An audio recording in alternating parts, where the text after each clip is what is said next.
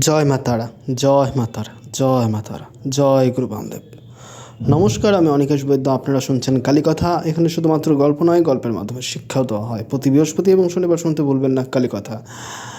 আজকের কালীকথায় আপনারা যে দুটি গল্প শুনতে চলেছেন তা হলো পরম দুজনাই সাধক, এবং এরা শিখিয়েছে যে একজন শিখেছে ঘরে বসে কিভাবে মাকে পাওয়া যায়, আর একজনও শেখাচ্ছে মাকে কিভাবে ব্যাকুলভাবে ডাকলে মাকে পাওয়া যায়। তো চলো শুনে নিই সেই গল্প দুটো। তবে শুনবার আগে আপনারা প্লিজ আমার ইউটিউব চ্যানেলটি সাবস্ক্রাইব করুন, বেল আইকনটি ক্লিক করুন এবং লাইক, কমেন্ট, শেয়ার করতে ভুলবেন না। আজকে যে গল্প বলছি সে গল্পের প্রথমেই হচ্ছে বামাখ্যাপাকে নিয়ে বলবো। তো বামাখ্যাপা কীভাবে তার গুরুদেবকে পেলেন, কীভাবে বড় মাকে পেল, এসব নিয়েই আজকে এই ঘটনা। একবার বামদেব মা কালীর কাছে আসেন। এসে মাকে রুটি খাওয়ানোর জন্য প্রায় জোর জুলুম করে, কারণ সাধক বামাখ্যাপা তো মাকে দেখতে পেতেন। তো নিজের মাকে যেমন আমরা খাওয়াতে ভালোবাসি, ঠিক তেমন করেই মাকে রুটি খাওয়াতে যায়। কিন্তু মাকে রুটি খাওয়াচ্ছে, মা সে রুটি খেতে চায় না এবং মা ক্ষুব্ধ হয়ে যান। ক্ষুব্ধ হয়ে মা তখন হাতে কোষাকুষি নিয়ে বামাখ্যাপার মাথায় মারে এবং মাথাটি ফেটে যায় আর বামদেব অজ্ঞান হয়ে মাটিতে পড়ে যায়। এবার তাকে সঠিক শিক্ষা দেবার জন্য আসে এক গুরুদেব এবং তার সেই তাকে অজ্ঞান অবস্থায় সে থাকে, মানে বামদেব, এবং সেই অজ্ঞানতা দূর করে হচ্ছে জল ছিটিয়ে, মুখে জল টল ছিটিয়ে বামদেবকে তোলে। তারপর তার সেবা শুশ্রূষা করে সেই গুরুদেব এবং তাকে দীক্ষা দেয় এবং তাকে শেখায় যে মা কালী কে বা মা তারা কে। এইভাবেই তার শুরু হয় মা তারার প্রতি ভক্তি, এবং সে মায়ের প্রতি এমনভাবে নিজেকে সঁপে দিল, সে অবশেষে নিজের ঘর বাড়ি সমস্ত সে ত্যাগ করল। সে সবসময় মাকে নিয়েই থেকে গেল। এরপর যে ঘটনাটা আছে সেটা হচ্ছে ঠাকুর শ্রী রামকৃষ্ণদেব। ঠাকুর শ্রী রামকৃষ্ণদেব কীভাবে ভবতারিণীকে পেলেন। ভবতারিণী হচ্ছে দক্ষিণেশ্বরের মা কালী, দক্ষিণা কালী। তো তার উপাসনা করতেন। তার দাদা তাকে পুজো দেওয়া শিখিয়ে দিয়ে গেছে কীভাবে করতে হয়। তো সে একবার মা কালীকে দেখতে চেয়েছিল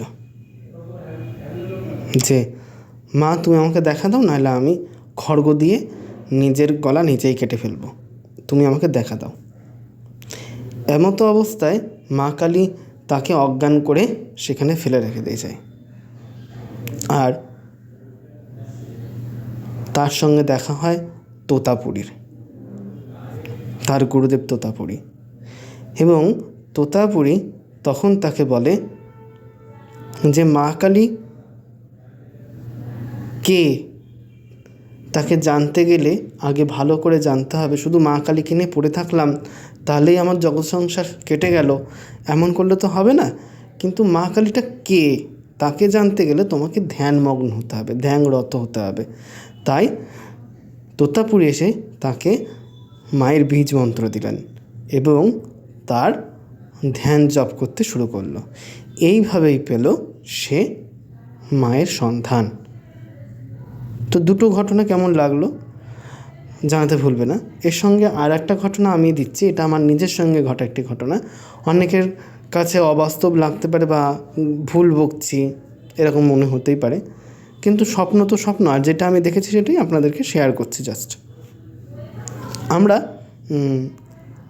আমার বাবার চাকরির সোর্সে সন্দেশখালী সুন্দরবন এলাকায় আমরা থাকতাম, যে জায়গাটির নাম হলো কালীনগর। তো সেখানে এক জনের বাড়িতে থাকতাম। তারা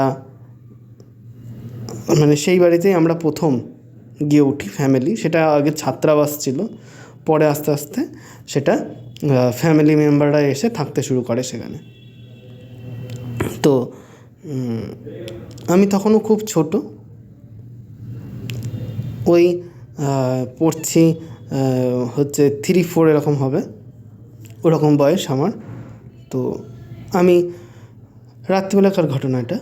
তো আমি ঘুমিয়ে রয়েছি, তখন আমার খুব জ্বর। না, আমার বয়স তখন ওই 11-12 না, ঠিক হচ্ছে 9, মানে 8-9-এ পড়ার বয়স তখন আমার। তো সেই সময় আমার খুব জ্বর হয়, উঠতে পারতাম না, মানে পায়ে ব্যথা করতো, মালই চাকিগুলো ব্যথা করতো, তো উঠতে পারতাম না, রক্ত অল্পতাও হয়েছিল, টেস্ট করেছিলাম। তো একদিন শুনছি, মানে গভীর রাতে শুনছি যে কেউ একজন হাঁটছে, বারান্দা দিয়ে হাঁটছে, নুপুরের শব্দ শুনতে পাচ্ছি, ছমছম করে হাঁটছে। মাকে ডাকছি, মা শুনতে পাচ্ছে না। বাবাকেও বলছি, বাবা বুঝতে পারছে না, শুনতেও পাচ্ছে না, কিন্তু আমি শুনতে পাচ্ছি।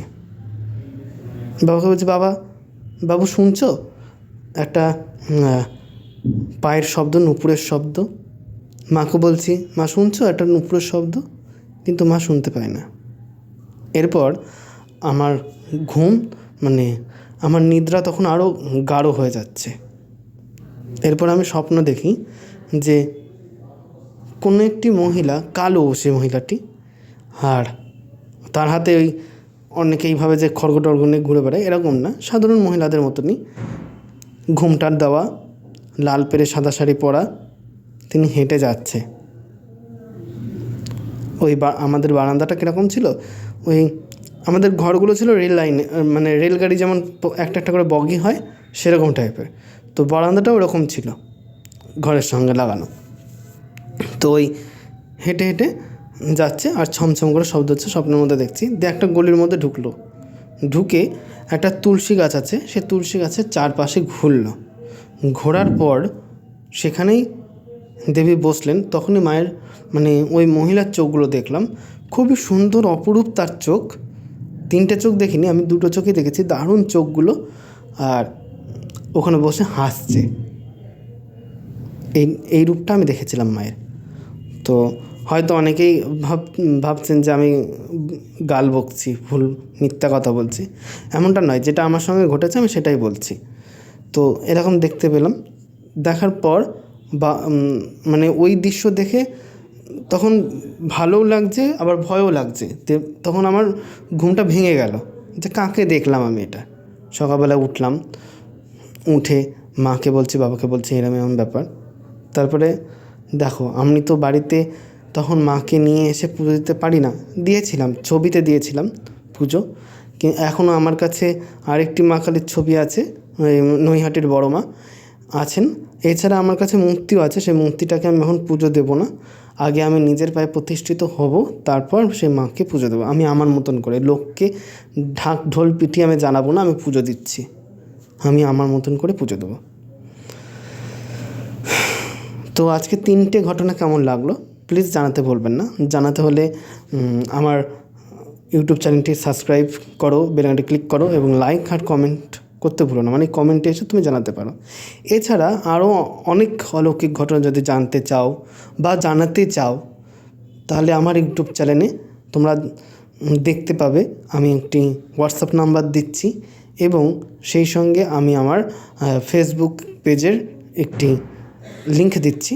সেই লিঙ্কের মাধ্যমে তোমরা আমার ইউটিউবে বা ফেসবুক পেজে গল্পটা লিখে পাঠাতে পারো, বা রেকর্ড করেও পাঠাতে পারো, আবার হোয়াটসঅ্যাপেও তোমরা রেকর্ড করে পাঠাতে পারো।